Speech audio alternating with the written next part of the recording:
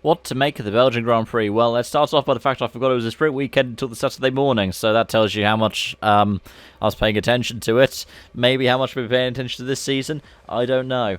Let's start off though by talking about the sprint. Where it was wet to dry, we saw that crossover being very important. Verstappen staying out a lap longer, meaning the Piastri was leading for a while. Piastri had a very kind of hero to zero weekend, but overall, it was unsurprising when Max just coasted past him. The McLaren had a lot more downforce, and actually the McLaren's performance this weekend was probably a bit disappointing. It was a bit like what I was saying in the prediction. We can expect to see them potentially not be up there as the second best team like they had been for the previous two weekends. But yeah, Piastri got the second on the sprint, and Gasly third place, and the Ferraris in fourth and fifth from Lando, Lewis, and George, because Lewis got the 5-second penalty that then got up to 10 seconds, the collision with Checo that put him out of the race.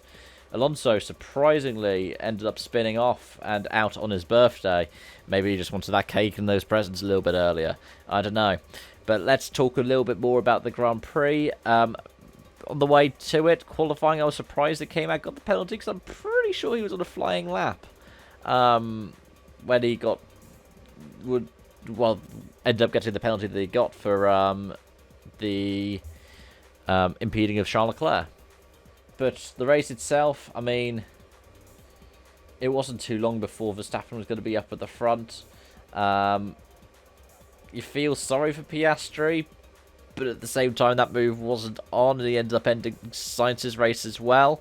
At the end of the day, I could see it being dismissed just as a racing incident.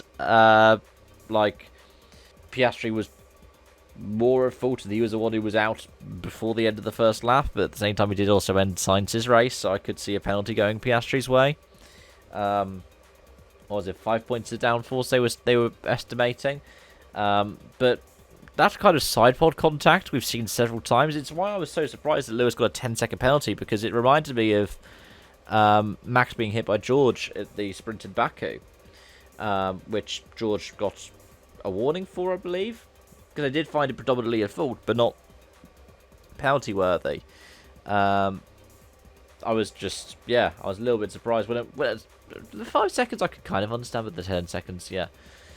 But either way, back to the Grand Prix. There was little bits of pieces to talk about, like how when there was some rain, it was enough that people were switching onto softs because they needed the softer compound, but it wasn't going to be enough for Inters.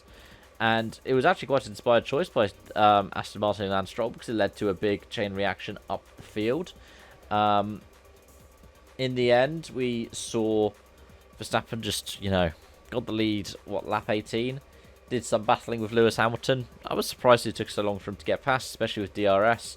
But maybe he just wasn't, turning the wick up all the way. He had enough time later on to be able to play around with his mechanics and engineers and just tease them a bit.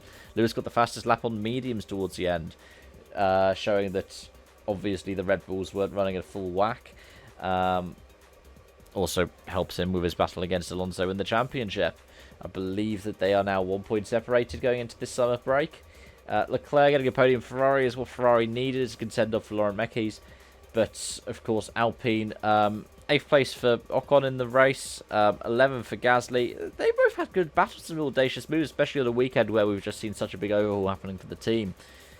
But, yeah, Lando probably going to be a bit disappointed with the P7. He was happy to get the points, but considering where McLaren were at the past two weekends. But, like I said, I have a feeling there's going to be the different Merc-powered teams are going to cycle around in terms of the second best team. I believe that Mercedes themselves will present themselves as that second best team consistently. However, week by week, you might see more Aston Martin up at the front. You might see more McLaren up at the front. I think Ferrari are very much an ebb and flow team as well, to be honest. But, yeah, we'll have to wait and see. Overall, it was an alright race. But given that I was following so much other motorsport throughout the day, I was kind of, half watching the BTCC as well and following the ERC. So it's piqued enough interest for when I needed it to. But those are my thoughts. Let me know in the comment section down below. Thank you so much for watching. Hope to see you again soon. Bye-bye for now.